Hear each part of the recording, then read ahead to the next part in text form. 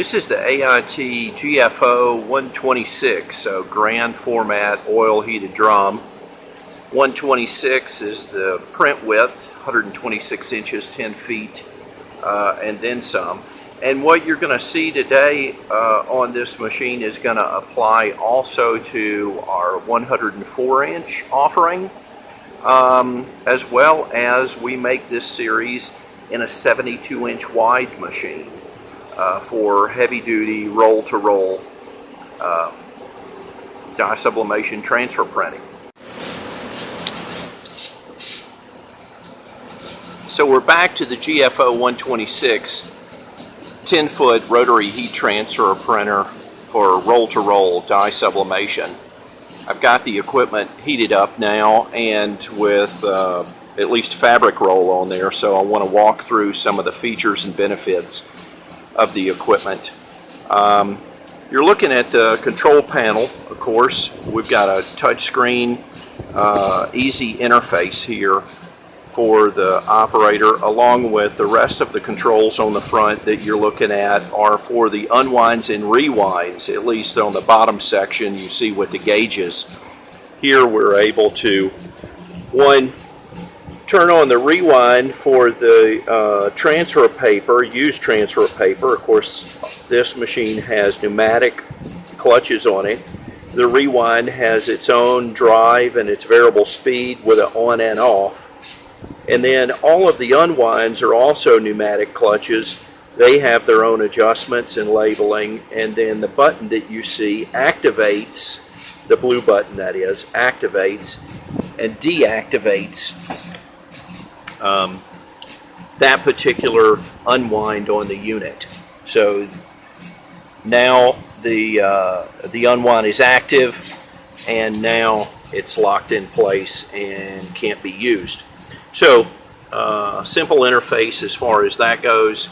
Otherwise, the flat screen and the adjustments there we'll go into in greater detail. One new feature that we've got in addition to the flat screen is something that's called slow speed. So you put the machine in, you click slow speed, and it basically takes the line speed down to creeper speed. So as you're feeding the paper in and fabric and threading through, you can run this at a slow speed by simply touching the button, and then when you're finished, take it off and you go back to production speed. This is talking about 0.6 linear meters per minute. Of course, you see the temperature set points on the left hand side, both the set point and the actual temperature. So more about our unwinds and rewinds. I'll take you over to one of the unwind stations. This particular unwind is actually the one for the transfer paper. So you're going to bring printed dye sublimation print paper here. This, I'll have to undo this so we can rotate it into position. Has a simple quick unlocking mechanism so that the bar can be lifted out. You've probably seen these before, but when this is rotating, it clicks back into position.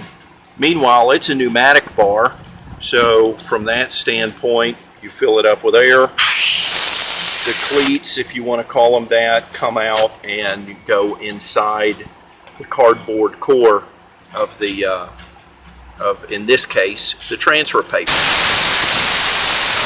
We like these bars for this use for a couple reasons. Number one, these are all aluminum, so even though this is a 130-inch wide bar, so you're talking about a bar that weighs something like 35-40 pounds versus steel bars that weigh so much that it definitely takes two people to operate them. Secondly, we like the bar from the standpoint of this completely fills up the core, the cardboard core inside the print paper. And when it comes to unwind tension, at least on the print paper, that's usually a high level of tension feeding into the machine. In this case, up over this idler bar and into the machine starting here. And the fact that we've got a full 3-inch bar that fills up the core keeps the core from deflecting and causing more wrinkles in the unwinding print paper. Now, while we're here at unwinds and kind of material handling, let's talk about a couple other stations. One, our new machines have the ability to have a surface unwind, so you can actually take a roll of fabric, put it on these two rolls, one's coated, one's not coated, and let it unwind into the machine and do the transferring. Optionally, you also have an unwind where you can put the piece goods bar inside the core of the fabric. The surface rewind that you see on the bottom, surface unwind, I'm sorry, that you see on the bottom gives you the option to quickly change fabrics, and it also gives you the option of using different size cores. Our customers have let us know that it's not always a given that you're going to get a 3-inch ID core on the fabric from your fabric supplier. So we're going to take a look here in a minute at the back of the machine and those rewinds that are offered. But before we do that, a couple other features that we've added to this year's equipment. One, we've got a light tower that's letting the operators and management and other people know that you're ready to go, everything's heated up, etc. Or, of course, the other lights are in the event there's a fault of some type. If we look inside the equipment, here you can see the heated oil drum and some of the controls. You'll hear some air cycling back and forth. That's our tracking system. I'll go into greater detail in another video there. We put our heat control boards in a separate insulated box here. I've got the top open, but it's hard to see, but this is offset from the cabinet itself so that temperatures are maintained on electronic circuitry like that. Another thing new for this series machine is that we've taken all the electronics. Now you're looking at the drives for the rewinds and the main drive on the equipment along with your main electrical connection, etc.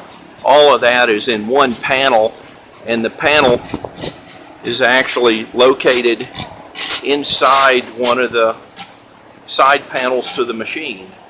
So from that standpoint, kind of like I showed you on the temperature control board, these electronics remain cooler in the overall operation and stay that way.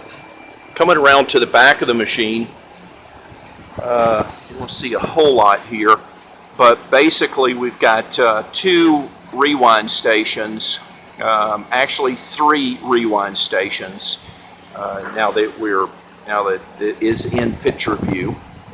Want to focus on the one in the middle with the roll of fabric on it. What this is the fabric rewind. Now you'll notice it does not have a piece goods bar, pneumatic piece goods bar like we looked at earlier or like you see at the bottom of the picture, but instead we've got surface wind rollers. So I'll turn those on here. Just flip that on with the side panel here. And, so what this enables you to do is rewind your printed fabric at this location. The black coating on one of the rollers is for friction so that you can rewind a nice tight roll. And then the guide bar here that you see in this location keeps the core from walking left to right and keeps it in this surface rewind. The advantage that we have here is that you can change the roll really quickly. So you can be running and you need to take 3 or 4 panels, put them on a roll, and then jump in while the machine is running, take that roll over to cutting and sewing, you can do that without stopping the machine and without interrupting the operation. Surface rewinds for the printed fabric. The other advantage here too is, even though we've got this loaded with a 3-inch ID core, I don't know if you can see that or not, but when it comes to surface rewinds, it doesn't matter the core size. So if you had a 3-inch core or 6-inch or 1-inch, etc., it can all be used here. The other advantage with surface rewinds is that the speed can be matched to the belt speed. That's in contrast to a center wind like this one. Over the course of the run, and as this roll gets larger, really the rewind speed needs to be slowed down, because as the roll gets larger, the effective speed rewinding the roll increases as well. Here's the controls for activating the unwinds, or the rewind, excuse me. So turn it off and on, pneumatic clutch, and then you have a 10-turn speed dial here, speed pot, in order to increase speeds or slow speeds down. Connection here in the back is also your pneumatic in-feed connection and your electrical connection. In this case, we've piped it directly into the cabinet, but the machine comes with a punch out here so that the wiring can go in from the cabinet and be connected to the terminal blocks provided with the equipment.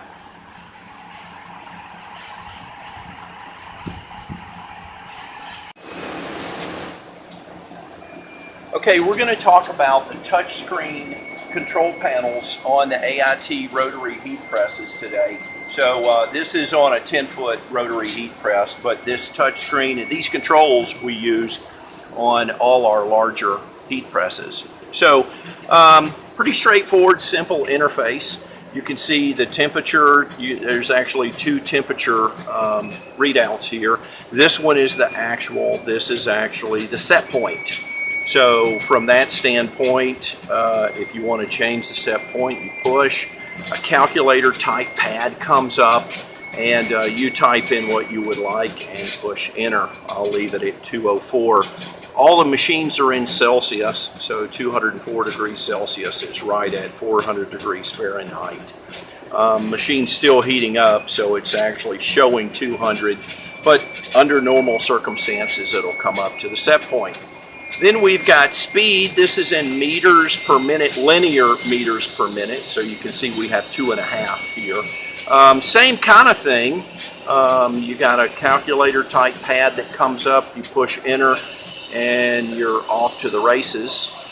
Let me do that again. 2, 5, enter. We're at 2.5 linear meters a minute.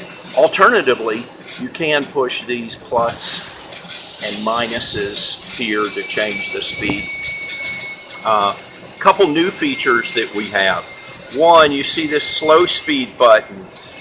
If you'll keep your eye on our speed, you can actually touch this, and the machine goes into slow feeding speed. So let's say this was your running speed, but you're feeding in paper, fabric, blotting tissue, etc., and you don't want to waste a lot of yardage. You push slow speed, it just takes it down to a slow speed, leaves all the other settings as is. Then when you're finished and you're threaded up, take it off, goes back to set point. Another new feature that we have is a yardage counter, or in this case, it's in meters. So here what you do is the green S is for start. So you push the S for start, and it starts counting off the number of yards or meters that you're running at the time. And you can of course stop that with the red S. And if you want to start over, reset is there. Cool down feature you probably don't need to know, but fundamentally at the end of the day when everything's over, push cool down. That actually monitors the temperature and continues the machine running without heat, of course, until it's down to 100 degrees Celsius. And then at that point, it'll turn the equipment off, and the Nomax blanket is safe at that point. So that's it for the touchscreen control panels for AIT rotary heat presses. I want to show you the cool down feature of the AIT rotary heat presses. At the end of the day, obviously, the machines need to be turned off and run until they're cooled down to the point of preventing any damage on this Nomax blanket. That's actually one of the most expensive and most critical parts of the rotary heat press. So cool down is pretty simple. On the touchscreen panel, the operator simply touches cool down. I want to get the belt in the picture here too, because I want you to watch something. You'll notice that the belt feed direction at this point is turning up over this drive roll at the very top. And when we go into cool down sequence, that reverses. Now the other thing is the light wand has the blue cool down mode in it, so it tells the operator and others that it's in cool down. But back to the belt reversing and the so what of that, the gist is that when we reverse the belt, well, of course we have to reverse the belt tracking circuit as well. But in doing so, we maintain belt width and have better belt life, because we're able to run that belt in the reversing mode and it regains its equilibrium, you might say, and lasts longer on the AIT rotary heat presses. This is a 10-foot press that you're looking at here.